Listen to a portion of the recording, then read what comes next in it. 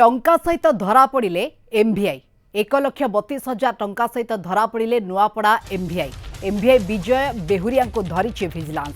बर्तमान बड़ खबर टंका सहित एमवीआई धरा पड़ी 1,32,000 टंका लांच नेउथिबा समय धरा पड़ी नुआपड़ा एमवीआई विजय बेहुरिया को विजिलेंस विभाग काबू करिछि।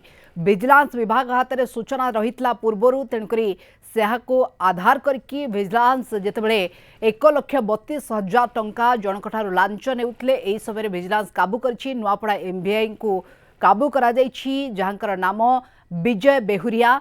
तेबे आउ को घटना रे तांकर संपृक्त रही केते लांच नहीं बाबद विजिलेंस तदंत आग को जारी रखिबा एवं तदंत पर प्रकृत चित्र जना पड़िबो। किंतु यार भितर जो देखिबा तांको ना रे मध्य पूर्वरु अभियोग रहिथिला। ए अभियोग को आधार करी विजिलेंस विभाग तांको काबू करिछि। टंका सहित धरा पड़ी एमवीआई 1,32,000 टंका सहित धरा पड़ी नुआपड़ा एमवीआई।